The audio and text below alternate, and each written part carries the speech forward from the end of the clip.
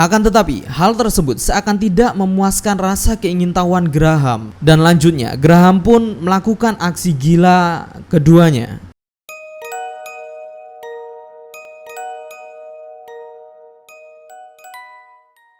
Jadi beberapa waktu yang lalu kita sempat diramaikan dengan kasus yang berhubungan dengan penggunaan racun cyanida yang telah menyebabkan seseorang meninggal. Dan kali ini gue juga akan bahas sosok salah satu pembunuh keji yang juga menggunakan racun dalam menghilangkan nyawa orang-orang.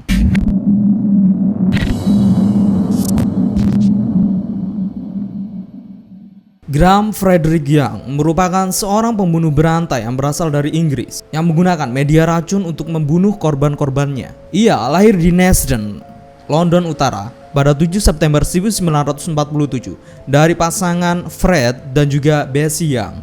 Akan tapi malangnya Graham harus ditinggal oleh ibunya tepat 3 bulan setelah kelahiran Young.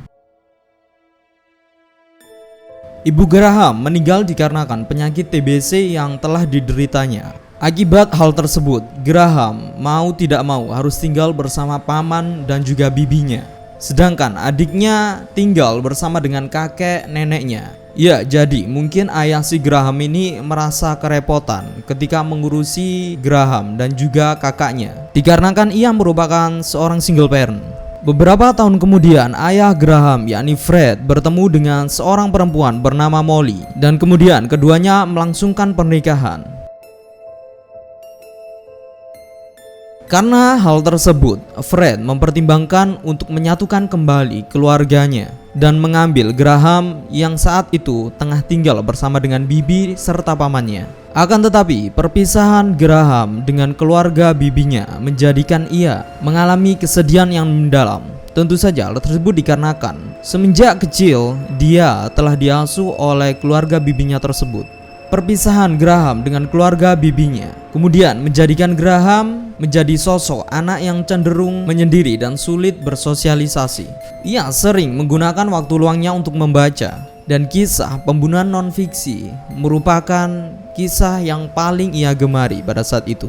Ia pun mengidolakan Dr. Crippen yang merupakan seorang pembunuh yang dikenal akan kelihayannya dalam meracuni seseorang. Tidak berhenti di situ, ia pun memiliki ketertarikan berlebih kepada sosok Adolf Hitler, dan karena hal tersebut ia mulai menggunakan simbol-simbol swastika.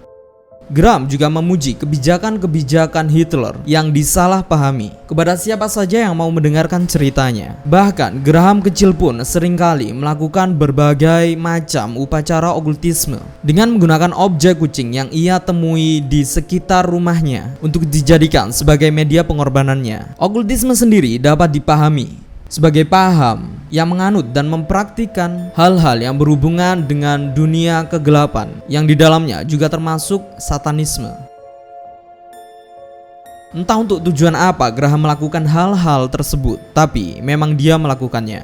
Dalam hal ini, dia juga berusaha untuk menghasut anak-anak yang tinggal di sekitar rumahnya untuk melakukan upacara persembahan tersebut. Meski demikian, Graham dikenal sebagai sosok seorang anak dengan minatnya yang besar pada ilmu kimia serta toksikologi forensik. Jadi singkatnya, toksikologi forensik ini merupakan cabang ilmu yang digunakan dalam penyelidikan kasus kematian, keracunan maupun penyalahgunaan obat. Dikarenakan terbatasnya cakupan materi pembelajaran kimia di sekolahnya, menjadikan Graham harus mengikuti ekstrakurikuler yang tentunya berhubungan dengan ilmu kimia sebagai upaya dalam memenuhi keingintahuannya dalam mempelajari ilmu kimia ini. Ayah Graham yang saat itu mengetahui minat serta bakat Graham di bidang kimia memberikan Graham muda satu set perlengkapan kimia, yang mana dengan perlengkapan tersebut Graham kerap kali menghabiskan waktu selama berjam-jam hanya untuk mengeksplor perlengkapannya itu. Bahkan Graham pun memiliki berbagai bahan yang bisa dikatakan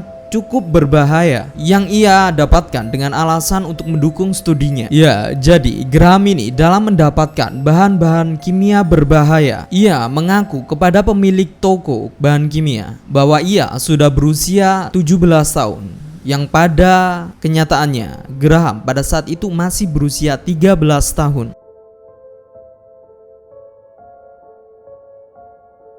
Hal tersebut Graham lakukan tentunya karena bahan-bahan tersebut tidak diperuntukkan sebagai mainan anak-anak. Tapi pemilik toko bahan kimia tersebut mempercayai perkataan Graham yang mengaku sudah berusia 17 tahun. Mengingat pengetahuan dari si Graham ini yang cukup mendalam di bidang ilmu kimia, dan dengan memiliki akses tersebut, Graham mulai menunjukkan sisi gelapnya. Singkatnya, Graham pun ingin menguji bahan-bahan yang ia miliki serta pengetahuan yang ia miliki menggunakan objek manusia.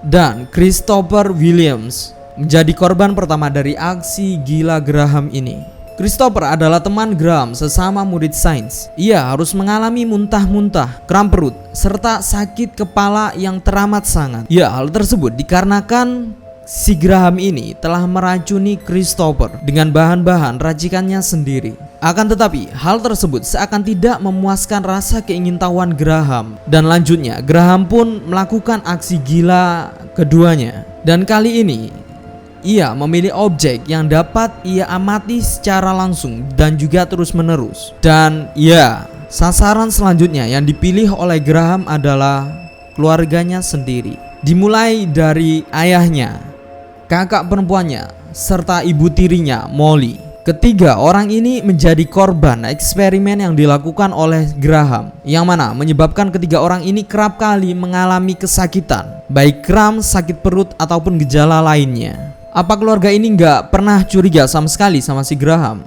Ya, jadi si Graham ini dalam masa eksperimennya yang menjadikan anggota keluarganya mengalami gejala keracunan. Dia juga beberapa kali mengalami gejala yang sama.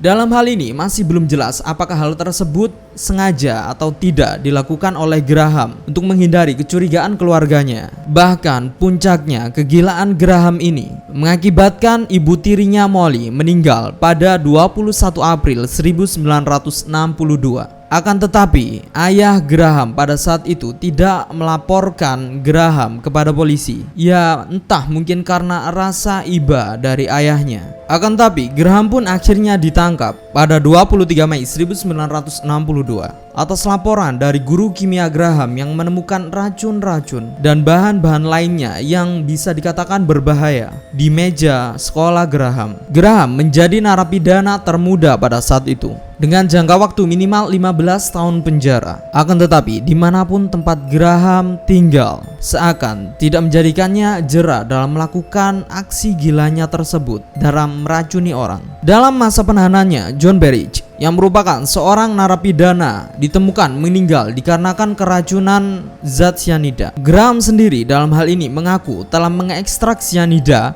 dari daun semak laurel. Tidak berhenti di situ, minuman staf dan narapidana pada saat itu juga ditemukan adanya kandungan natrium abrasif yang dapat menyebabkan keracunan massal jika dikonsumsi. Akan tetapi, Graham yang dengan jelinya menyembunyikan obsesinya terhadap racun, akhirnya menyebabkan ia pun dibebaskan pada tahun 1971, tepatnya pada tanggal 4 Februari. Setelah keluar, Graham pun masih saja melakukan hal gilanya. Dan korban selanjutnya adalah Trevor Sparker yang pada saat itu berusia 34 tahun yang merupakan teman satu apartemennya. Dan korban selanjutnya Alan yang merupakan teman kerja Graham, serta kurang lebih 70 karyawan yang bekerja pada perusahaan yang sama yang ditempati oleh Graham. Mereka semua mengalami gejala-gejala keracunan, yakni diantaranya perut kram serta sakit kepala yang teramat sangat.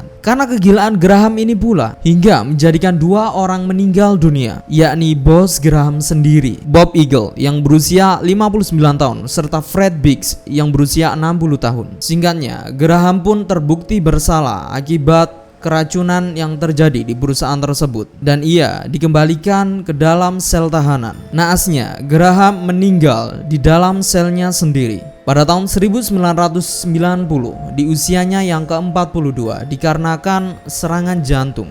Kegilaan Graham ini juga menginspirasi dibuatnya sebuah film yang berjudul The Young Prisoner's Handbook yang dibuat pada tahun 1995.